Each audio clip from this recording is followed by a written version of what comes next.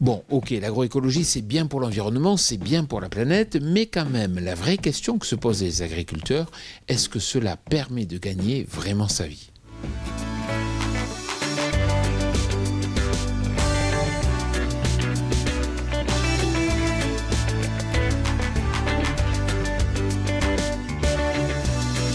Pour cette première émission, Transition est allée à la rencontre d'un véritable pionnier de l'agroécologie.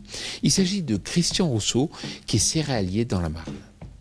Alors Christian, peut-on gagner de l'argent en pratiquant l'agriculture de conservation ? Oui, pour plusieurs raisons. La première d'abord, c'est qu'on n'a pas baissé les rendements. Donc déjà, ça c'est un point acquis et ça je peux le témoigner parce que je suis adhérent du CDR, Ferre Champenoise, et qu'on a des analyses de groupe tous les ans.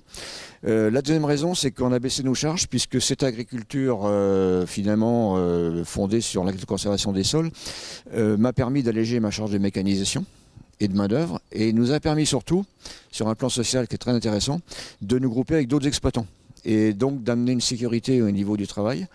Donc on a baissé nos charges de structure dans un premier temps de l'ordre de 100 € de l'hectare, ce qui était colossal.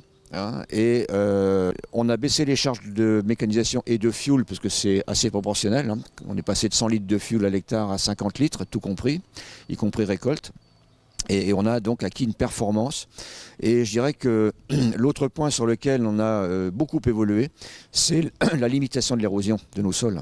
On a arrêté l'érosion, on a recoloré les sols et on a limité l'effet albédo en terre blanche. Le sol se réchauffe plus vite. Et puis la pratique des couverts végétaux nous a amené en quelque sorte à réfléchir à comment mener une deuxième culture. Et pour finir Christian, c'est quoi votre définition de l'agroécologie ?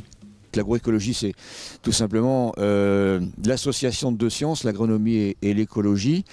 Et en fait, l'agriculteur, lui, ce qu'il recherche à travers l'écologie, c'est marier les synergies, enfin produire les synergies entre les systèmes agronomiques de grande culture, la biodiversité qu'on va effectivement favoriser, l'activité biologique des sols, tout ça on le fait en fonction de notre climat et avec des plantes qui vont bien dans nos systèmes. Donc l'idée, c'est d'associer ces deux sciences et donc tous ces leviers de production.